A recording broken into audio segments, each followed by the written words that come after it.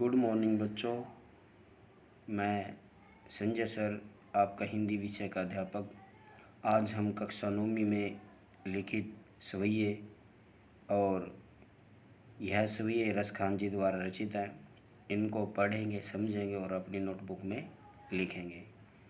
तो रस खान जी द्वारा रचित सवैये।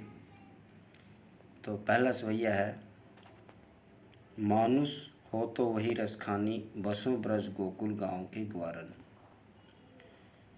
जो पशु हो तो कहाँ बस मेरो, चरो नित नंद की धेनु मंझारन। पाहन हो तो वही गिरी को, जो कियो हरि छत्तर पुरंदर धारन। जो खग हो तो बसेरो करो, मिली कालिंदी फूल कदम की डारन।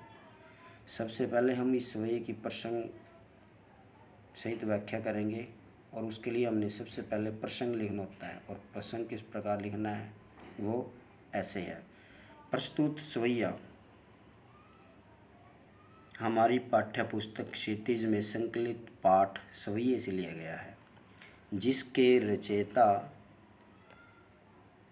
श्री कृष्ण भक्त रसखान जी हैं। और इन सवैयों में कवि यह कामना करता है कि अगर वह अगले जन्म में चाहे किसी भी रूप में जन्म ले तो वह धरती पर ही जन्म ले, परंतु उसका जो जन्म सदा ब्रज क्षेत्र में हो, गोकुल गांव में हो, ग्वालों के बीच में हो, गायों के बीच में हो, पर्वत के रूप में हो। तो इस प्रकार हम रसखान जी द्वारा रचित सवैये इनको पढ़ेंगे। तो पहले सवैये की व्याख्या इस प्रकार है। मानुष हो तो वही रसखानी। कवि रसखान जी कहते हैं, अगर मनुष्य के रूप में उसका जन्म होता है, यानी कि मनुष्य, मानुष यानी कि मनुष्य, बसो यानी कि वो बसना चाहेगा, गोकुल गोकुल गांव में, ग्वारन यानी कि ग्वालों के रूप में। तो रसखान जी कहते हैं कि यदि उसका जन्म अगले जन्म में एक मनुष्य के रूप में होता है तो वो ब्रज क्षेत्र में ही जन्म लेना चाहेगा, और वो भी ग्वालों के रूप में। अगर उसका जन्म होता है तो वो एक ग्वाले के रूप में जन्म लेना चाहेगा। जो पशु हो तो कहाँ बस मेरो, चरो नित नंद की धेनु मंजारन। धेनु यानी कि गाय, मंजारन यानी कि बीच में। कहाँ बसो मेरा, चरो नित, कहाँ बसो यानी कि कहाँ बसना चाहेगा। अगर वो एक पशु के रूप में जन्म लेता है तो वो गाय के रूप में जन्म लेना चाहता है, और वो नंद बाबा की गायों के बीच में चरना चाहता है। यानी कि रसखान जी की इच्छा है कि वह एक गाय के रूप में जन्म लेगा और वो गाय नंद बाबा की गायों के बीच में रहना चाहेगा, उनके साथ वो चरना चाहेगा, घास खाना चाहेगा। पाहन हो तो वही गिरी को, जो कियो हरि छत्तर पुरंदर धारन। पाहन पर्वत, गिरी वो भी पहाड़, हरिछत्तर जिसको श्री कृष्ण जी ने अपनी उंगली पर उठाया था, धारण धारण किया था। यानी कि अगर रसखान जी एक पहाड़ पर्वत के रूप में जन्म लेता है तो वो किसके रूप में जन्म लेगा, गोवर्धन पर्वत की। गोवर्धन पर्वत वही पर्वत जिसको श्री कृष्ण जी ने अपनी उंगली पर उठाया था और इंद्र महाराज का अभिमान तोड़ा था, उनका घमंड तोड़ा था। अगर वो एक पर्वत के रूप में जन्म लेना चाहता है तो वो एक गोवर्धन पर्वत के रूप में जन्म लेना चाहता है। जो खग हो तो बसेरो करो, मिली कालिंदी कुल कंदम की डारन। आगे रसखान जी कहते हैं, अगर वो खग यानी कि पक्षी के रूप में, बसेरो बसेगा, मिली कालिंदी यानी कि यमुना नदी के किनारे पर, कंदम की डाली यानी कि डारन डालियाँ। अगर वो एक पक्षी के रूप में जन्म लेता है तो वो यमुना के किनारे कदम्ब की डालियों पर ही बसेरा करेगा, यानी कि उन डालियों पर ही वो रहना पसंद करेगा। इस सवैये का क्या भाव है, यानी कि कवि किसी भी अवस्था में ब्रज क्षेत्र को त्याग नहीं चाहता, क्योंकि कवि वो ब्रज क्षेत्र में ही रहना पसंद करता है।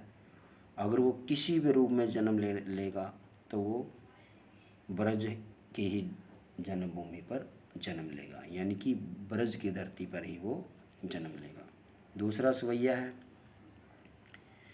या लकुटी अरु कमरिया पर राज तिहु पुर को तजी डारो, आठों सीधी नवो निधि के सुख नंद की गाय चराई बिसारो, रसखान कबो इन आँखिन सो ब्रज के बन बाग तड़ाग निहारो, कोटिक एक कलधोत के दाम करील के कुंजन ऊपर वारो। या इस लकुटी कमर यानी कि लकड़ी या लाठी, कमरिया यानी कि कंबल, ऐसा कंबल जो कमर के चारों ओर लिपटा हुआ होता है, तीहूं तीहूं तीनों, तजी तजी का क्या अर्थ है, छोड़ त्याग, यानी किसी चीज़ को त्यागना और छोड़ना, आठों सीधी नवो निधि सुख के नंद की गाय चराई बिसारो।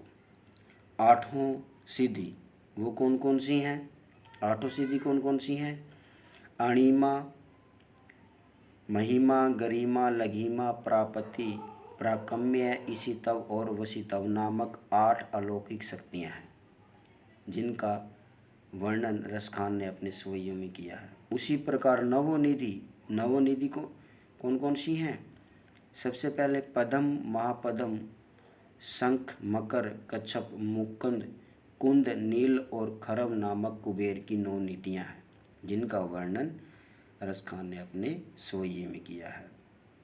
गाय यानी कि गाय, बिसारो यानी कि भुला दूँ, तड़ाग, तड़ाग यानी कि तालाब, निहारो यानी किसी चीज़ को देखना, कोटिक, कोटि का क्या अर्थ है, करोड़ों, कलधोत यानी कि सोना, क्रील यानी कि कंटीली झाड़ियाँ, ऐसी झाड़ियाँ जिनमें कांटे होते हैं, वारों यानी कि न्यौछावर करो। तो प्रसंग पहले वाला ही रहेगा, उसके समान रहेगा। तो इसकी दूसरे सवैये की व्याख्या है, या लकुटी अरु कमरिया पर राज तिहु पुर को तजी डारूं, यानी कि रसखान जी कहते हैं कि मैं ब्रज क्षेत्र में श्री कृष्ण के ग्वालों की गौओं को चराने के लिए प्रयुक्त इस लाठी और उनके द्वारा ओढ़े जाने वाले काले कंबल के बदले तीनों लोकों का राज त्याग दूं। यानी कि लकुटी भी जोग वाले अपने हाथ में वो लाठी पकड़ते हैं और जो कंबल वो अपनी कमर के चारों ओर लपेटते हैं, अगर उनके बदले में उनको तीनों लोकों का राज भी दिया जाता है तो वो उसको त्याग देगा। मैं नंद बाबा की गौं को चराने के बदले 8 सीधियाँ और 9 निधियों के सुखों को भी भुला दूंगा। यानी कि कवि रसखान जी कहते हैं कि यदि उसको 8 सीधी और 9 निधियाँ भी दी जाती हैं तो वो उनको भी त्याग देगा, लेकिन वो ब्रज क्षेत्र का प्यार और उसका लगाव नहीं छोड़ेगा, वो उसको नहीं बिसार सकता, यानी कि वो उसको नहीं छोड़ सकता। रसखान कबो इन आँखिन सो ब्रज के बन बाग तड़ाग निहारूं, मैं ब्रज क्षेत्र के वनों, बागों, तालाबों को अपनी आँखों से कब निहार पाऊंगा। मैं ब्रज क्षेत्र में उगी क्रील की कंटीली झाड़ियों पर करोड़ों सोने के महल को निछावर कर दूंगा। रसखान जी कहते हैं कि अगर ब्रज क्षेत्र में कंटीली झाड़ियाँ उगी हैं, वो उनके बदले में सोने के महल को निछावर कर देगा, लेकिन वो कंटीली झाड़ियों को नहीं छोड़ेगा। भाव है कि रसखान ब्रज क्षेत्र के लिए जीवन के सभी सुखों को त्याग देना चाहते हैं। उनके लिए परम सुख की प्राप्ति ब्रज क्षेत्र से जुड़ा रहना है। यानी कि कवि इन दोनों सवैयों में यही कहना चाहते हैं कि वो ब्रज क्षेत्र का लगाव नहीं छोड़ सकते। अगर वो किसी भी रूप में जन्म लेना चाहता है तो वो ब्रज भूमि में ही जन्म लेगा। तो प्यारे बच्चों, आज हम केवल 2 सवैये करेंगे। कल 2 सवैये जो शेष रहते हैं उनको हम कल पढ़ेंगे। और मैं ऐसा करता हूँ कि आज मेरे द्वारा एक छोटा सा प्रयास आपको पढ़ाने के लिए जो मैंने किया है उसमें मैं सफल रहा हूँगा और आपको समझ आया होगा। ओके।